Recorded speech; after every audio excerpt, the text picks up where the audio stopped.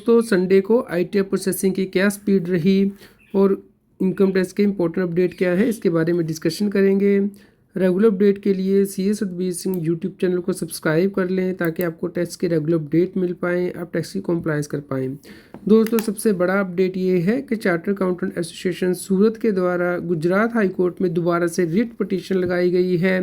कि income tax department income tax return के form और यूटिलिटी को लेट रिलीज़ करता है, तो इसलिए जो डिसिप्लिनरी एक्शन है ऑफिशियल के अगेंस्ट लिया जाए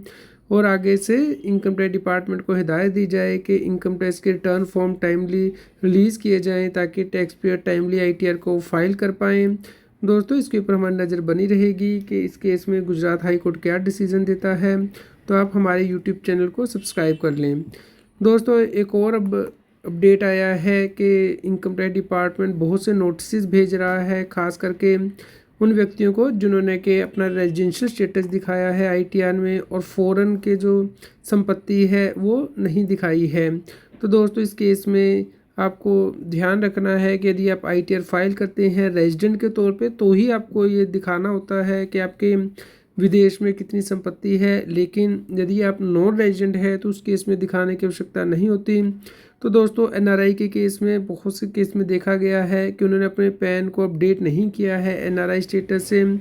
वो अभी भी अपना रेजिडेंट सेविंग अकाउंट यूज़ कर रहे हैं और दोस्तों उन्होंने अपनी आईटीआर को स्पेशलाइज व्यक्ति से नहीं फाइल करवाया है, तो जिसकी वजह से कि उनको इस प्रकार के नोटिस आ रही है। आपको ध्यान रखने के एनआरआई को फॉरेन एसेट को डिस्क्लोज करने की आवश्यकता नहीं होती, सिर्फ रेजिडेंट को ही रिपोर्ट करने होते हैं। तो दोस्तों अगर आपको ऐसा कोई नोटिस आता है तो आप इंश्योर करें कि आप अपनी इनकम टैक्स की रिटर्न को रिवाइज़ कर दें और अपने जो पैन का स्टेटस है उसमें भी अपडेट कर दें अपना एनआरआई का स्टेटस है और अपनी रिटर्न को किसी टैक्स प्रोफेशनल से ही फाइल करवाएं बजाय कि उस व्यक्ति से जिससे कि इसके बारे में पता नहीं है। अगर आपको कोई बैंक अकाउंट है तो उसे भी आप एनआरई अकाउंट में कन्वर्ट करवा लें, क्योंकि एनआरई व्यक्ति रेजिडेंट अकाउंट नहीं होल्ड कर सकता है, तो इसके बारे में आप ध्यान रखें। दोस्तों अब आईटीआर प्रोसेसिंग का स्टेटस ट्रैक कर लेते हैं। संडे को दोस्तों 19,990 रिटर्नें ही प्रोसेस हुई है, तो दोस्तों कम रिटर्नें प्रोसेस हुई है लेकिन रिटर्नें प्रोसेस हो रही है। दोस्तों अगर आप देखेंगे पेंडिंग रिटर्नें तो 1,11,90,000 से ज़्यादा रिटर्नें पेंडिंग है प्रोसेसिंग के लिए, जिसमें से कि 11 लाख से ज़्यादा रिटर्नें वेरिफिकेशन के लिए पेंडिंग है।